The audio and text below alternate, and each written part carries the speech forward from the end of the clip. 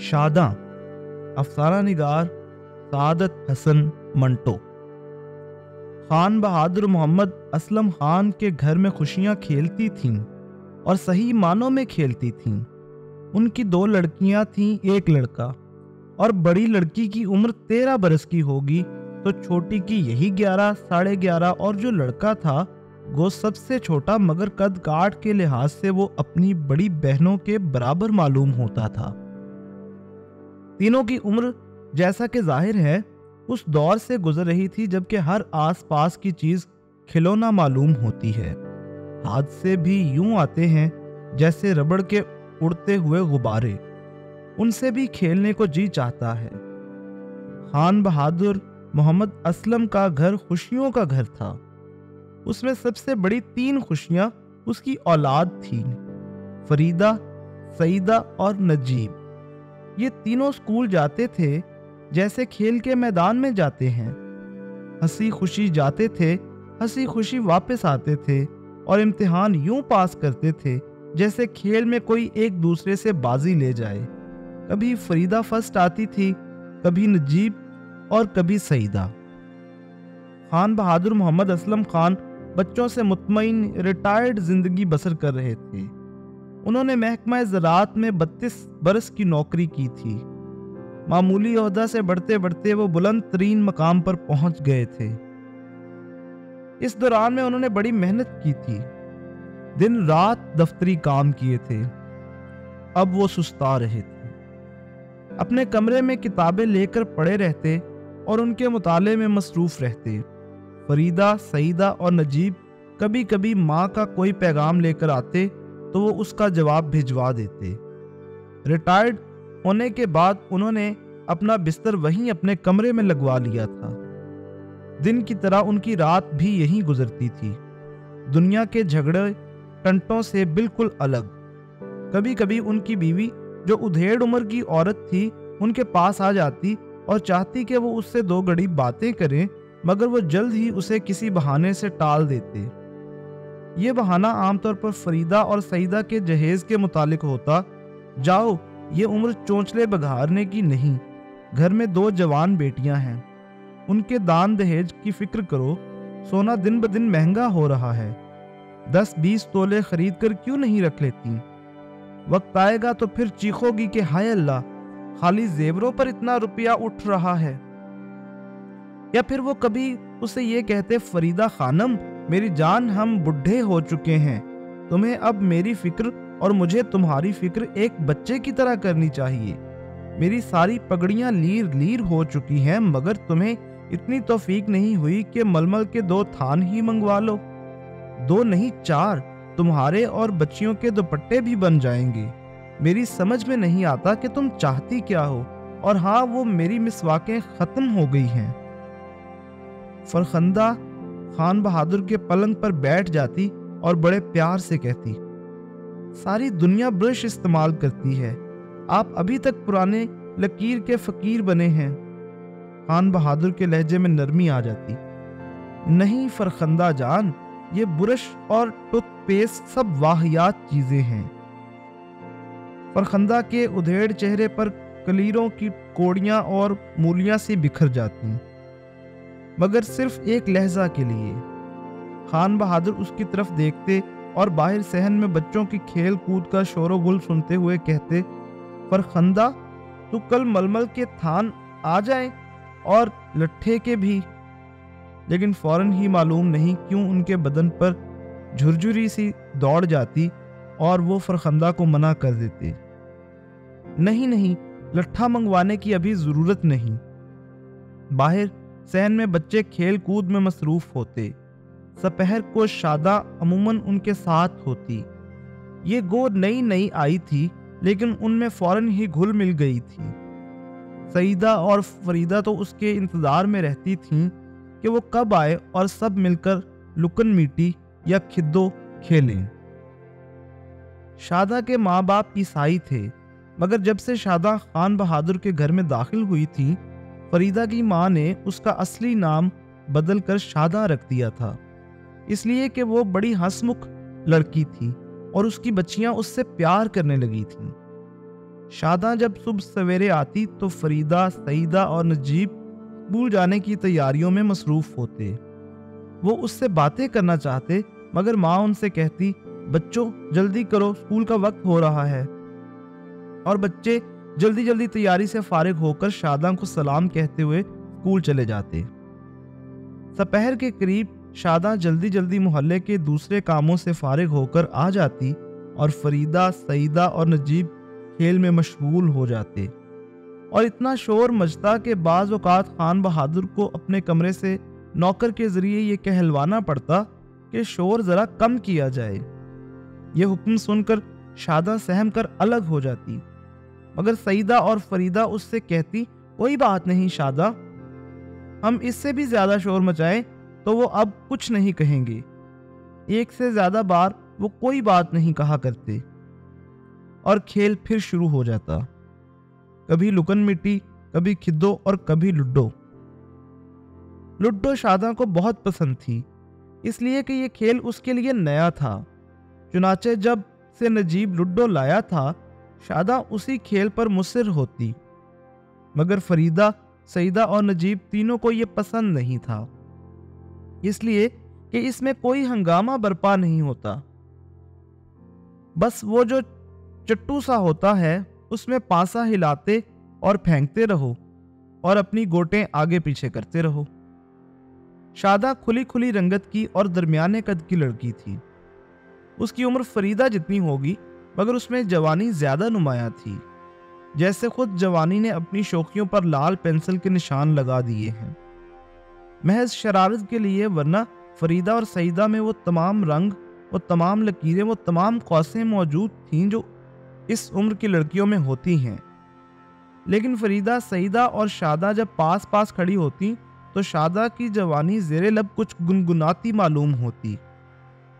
کھلی کھلی رنگت، پریشان بال اور دھڑکتا ہوا دوپٹہ جو کس کر اس نے اپنے سینے اور کمر کے ارد گرد باندھا ہوتا، ایسی ناک جس کے نتنے گویا ہوا میں انجانی خوشبوئیں ڈھونڈنے کے لیے کانپ رہے ہیں، کان ایسے جو ذرا سی آہٹ پر چونک کر سننے کے لیے تیار ہوں۔ چہرے کے خط و خال میں کوئی خوبی نہیں تھی، اگر کوئی عیب گننے لگتا تو بڑی آسانی سے گن سکتا تھا، صرف اسی صورت میں اگر اس کا چہرہ اس کے جسم سے الگ کر کے رکھ دیا جاتا، مگر ایسا کیا جانا ناممکن تھا، اس لیے کہ اس کے چہرے اور اس کے بقایا جسم کا چولی دامن کا ساتھ تھا۔ جس طرح چولی علیحدہ کرنے پر جسم کے آثار اس میں باقی رہ جاتے ہیں، اسی طرح اس کے چہرے پر بھی رہ جاتے اور اس کو پھر اس کی سالمیت ہی میں دیکھنا پڑتا۔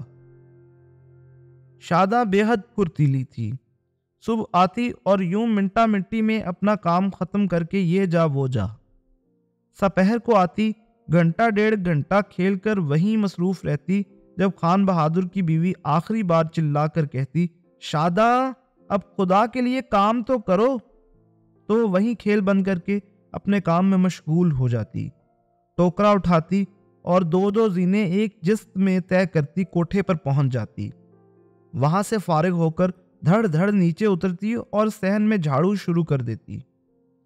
اس کے ہاتھ میں پھرتی اور صفائی دونوں چیزیں تھیں۔ خان بہادر اور اس کی بیوی فرخندہ کو صفائی کا بہت خیال تھا، لیکن مجال ہے جو شاداں نے کبھی ان کو شکایت کا موقع دیا ہو۔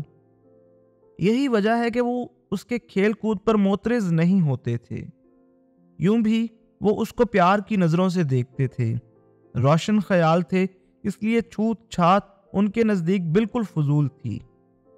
شروع میں تو خان بہادر کی بیوی نے اتنی اجازت دی تھی کہ لکن میٹی میں اگر کوئی شاداں کو چھوئے تو لکڑی استعمال کرے، اور اگر وہ چھوئے تو بھی لکڑی کا کوئی ٹکڑا استعمال کرے، لیکن کچھ دیر کے بعد یہ شرط ہٹا دی گئی اور شاداں سے کہا گیا کہ وہ آتے ہی صابن سے اپنا ہاتھ منہ دھو لیا کرے۔ جب شاداں کی ماں کمانے کے لیے آتی تھی تو خان بہادر اپنے کمرے کی کسی چیز کو چھونے نہیں دیتے تھے، مگر شاداں کو اجازت تھی کہ وہ صفائی کے وقت چیزوں کی جھاڑ پونچھ بھی کر سکتی ہے۔ صبح سب سے پہلے شاداں خان بہادر کے کمرے کی صفائی کرتی تھی، وہ اخبار پڑھنے میں مشغول ہوتے، شاداں ہاتھ میں برش لیے آتی تو ان سے کہتی، خان بہادر صاحب ذرا برآمدے میں چلے جائیے۔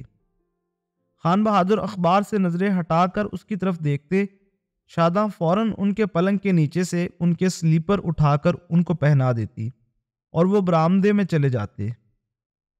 جب کمرے کی صفائی اور جھاڑ پونچھ ہو جاتی تو شاداں دروازے کی دہلیز کے پاس ہی سے کمر میں ذرا سا جھانکنے کا خم پیدا کر کے خان بہادر کو پکارتی، آ جائیے خان بہادر صاحب۔ خان بہادر صاحب اخبار اور سلیپر کھڑکھڑاتے اندر آ جاتے اور شاداں دوسرے کاموں میں مشغول ہو جاتی۔ شاداں کو کام پر لگے 2 مہینے ہو گئے تھے۔ یہ گزرے تو خان بہادر کی بیوی نے ایک دن یوں محسوس کیا کہ شاداں میں کچھ تبدیلی آ گئی ہے۔ اس نے سرسری سا غور کیا تو یہی بات ذہن میں آئی کہ محلے کے کسی نوجوان سے آنکھ لڑ گئی ہوگی۔ اب وہ زیادہ بن ٹھن کے رہتی تھی۔ اگر وہ پہلے کوری ململ تھی تو اب ایسا لگتا تھا کہ اسے کلف لگا ہوا۔ کچھ ایسا تھا جو ململ کے ساتھ انگلیوں میں چنا نہیں گیا تھا۔ شاداں دن بدن تبدیل ہو رہی تھی۔ پہلے وہ اترن پہنتی تھی پر اب اس کے بدن پر نئے جوڑے نظر آتے تھے، بڑے اچھے فیشن کے، بڑے عمدہ سلے ہوئے۔ ایک دن جب وہ سفید لٹھے کی شلوار اور پھولوں والی جارجٹ کی قمیض پہن کر آئی تو فریدہ کو باریک کپڑے کے نیچے سفید سفید گول چیزیں نظر آئیں۔ لکن میٹی ہو رہی تھی۔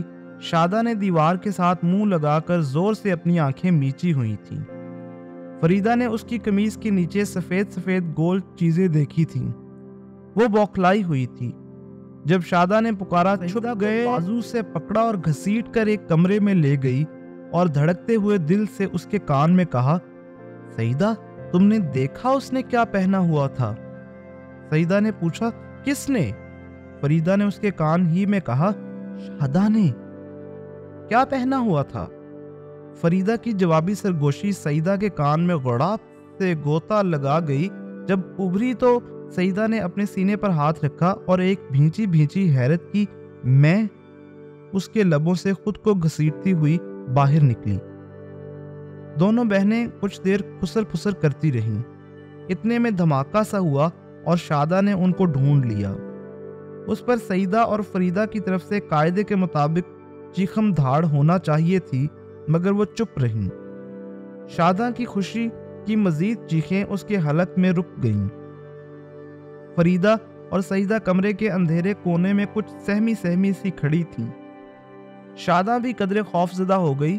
ماحول کے مطابق اس نے اپنی آواز دبا کر ان سے پوچھا۔ فریدہ نے سعیدہ کے کان میں کچھ کہا، سعیدہ نے فریدہ کے کان میں۔ دونوں نے ایک دوسرے کو کوہنیوں سے ٹہوکے دیے۔ آخر فریدہ نے کامتے ہوئے لہجہ میں شاداں سے کہا، یہ تم نے قمیض کے نیچے کیا پہن رکھا ہے؟ شاداں کے حلق سے ہنسی کے گول گول ٹکڑے نکلے۔ سعیدہ نے پوچھا، کہاں سے لی تو نے یہ؟ شاداں نے جواب دیا، بازار سے۔ فریدہ نے بڑے اشتیاق سے پوچھا، کتنے میں؟ 10 روپے میں۔ دونوں بہنیں ایک دم چلاتے چلاتے رکی۔ اتنی مہنگی؟ شاداں نے صرف اتنا کہا، کیا ہم غریب دل کو اچھی لگنے والی چیز نہیں خرید سکتے؟ اس بات نے فوراً ہی ساری بات ختم کر دی۔ تھوڑی دیر خاموشی رہی۔ اس کے بعد کھیل پھر سے شروع ہو گیا۔ کھیل جاری تھا، مگر کہاں جاری تھا یہ خان بہادر کی بیوی کی سمجھ میں نہیں آتا تھا۔ اب تو شاداں بڑھیا قسم کا تیل بالوں میں لگاتی تھی۔ پہلے ننگے پاؤں ہوتی تھی پر اب اس کے پیروں میں اس نے سینڈل دیکھے۔ کھیل یقیناً جاری تھا، مگر خان بہادر کی بیوی کی سمجھ میں یہ بات نہیں آتی تھی کہ اگر کھیل جاری ہے تو اس کی آواز شاداں کے جسم سے کیوں نہیں آتی؟ ایسے کھیل بے آواز اور بے نشان تو نہیں ہوا کرتے۔ یہ کیسا کھیل ہے جو صرف کپڑے کا گز بنا ہوا ہے؟ اس نے کچھ دیر اس معاملے کے بارے میں سوچا، لیکن پھر سوچا کہ وہ کیوں بیکار میں مغز پاشی کرے۔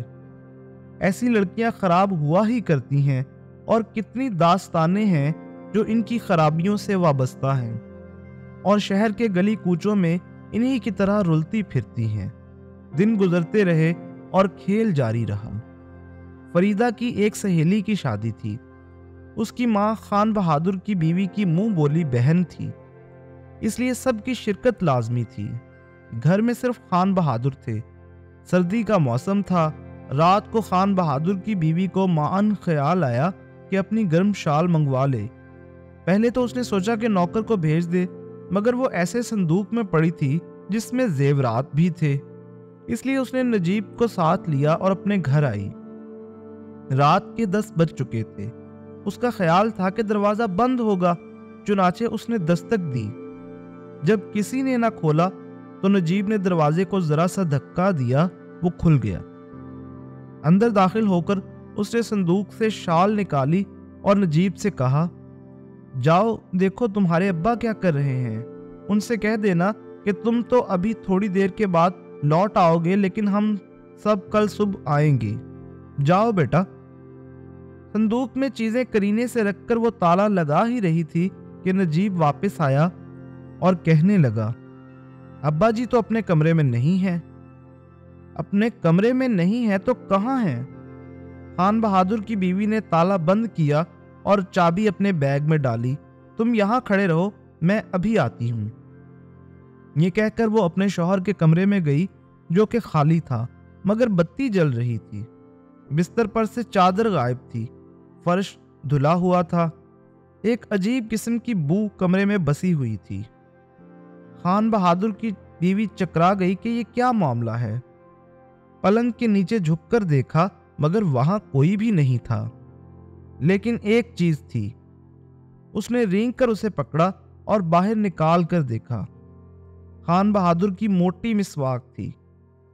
اتنے میں آہٹ ہوئی۔ خان بہادر کی بیوی نے مسواک چھپا لی۔ خان بہادر اندر داخل ہوئے اور ان کے ساتھ ہی مٹی کے تیل کی بو، ان کا رنگ زرد تھا، جیسے سارا لہو نچڑ چکا ہے۔ کانپتی ہوئی آواز میں خان بہادر نے اپنی بیوی سے پوچھا، تو تم یہاں کیا کر رہی ہو؟ کچھ نہیں، شال لینے آئی تھی، میں نے سوچا آپ کو دیکھتی چلوں۔ جاؤ۔ خان بہادر کی بیوی چلی گئی۔ چند قدم صحن میں چلی ہوگی کہ اسے دروازہ بند کرنے کی آواز آئی۔ وہ بہت دیر تک اپنے کمرے میں بیٹھی رہی، پھر نجیب کو لے کر چلی گئی۔ دوسرے روز فریدہ کی سہیلی کے گھر خان بہادر کی بیوی کو یہ خبر ملی کہ خان بہادر گرفتار ہو گئے ہیں۔ جب اس نے پتہ لیا تو معلوم ہوا کہ جرم بہت سنگین ہے۔ شاداں جب گھر پہنچی تو لہو لہان تھی۔ وہاں پہنچتے ہی وہ بے ہوش ہو گئی۔ اس کے ماں باپ اسے اسپتال لے گئے، پولیس ساتھ تھی۔ شاداں کو وہاں ایک لہجہ کے لیے ہوش آیا اور اس نے صرف خان بہادر کہا۔ اس کے بعد وہ ایسی بے ہوش ہوئی کہ ہمیشہ ہمیشہ کے لیے سو گئی۔ جرم بہت سنگین تھا۔ تفتیش ہوئی، مقدمہ چلا۔ استغاثے کے پاس کوئی عینی شہادت موجود نہیں تھی۔ ایک صرف شاداں کے لہو میں لثڑے ہوئے کپڑے تھے اور وہ 2 لفظ اس نے مرنے سے پہلے اپنے منہ سے ادا کیے تھے، لیکن اس کے باوجود استغاثے کو پختہ یقین تھا کہ مجرم خان بہادر ہے، کیونکہ ایک گواہ ایسا تھا جس نے شاداں کو شام کے وقت خان بہادر کے گھر کی طرف جاتے دیکھا تھا۔ صفائی کے گواہ صرف 2 تھے، خان بہادر کی بیوی اور ایک ڈاکٹر۔ ڈاکٹر نے کہا کہ خان بہادر اس قابل ہی نہیں کہ وہ کسی عورت سے ایسا رشتہ قائم کر سکے۔ شاداں کا تو سوال ہی پیدا نہیں ہوتا کہ وہ نابالغ تھی۔ اس کی بیوی نے اس کی تصدیق کی۔ خان بہادر محمد اسلم خان بری ہو گئے۔ مقدمے میں انہیں بہت کفت اٹھانی پڑی۔ بری ہو کر جب گھر آئے تو ان کی زندگی کے معمول میں کوئی فرق نہ آیا، ایک صرف انہوں نے مسواک کا استعمال چھوڑ دیا۔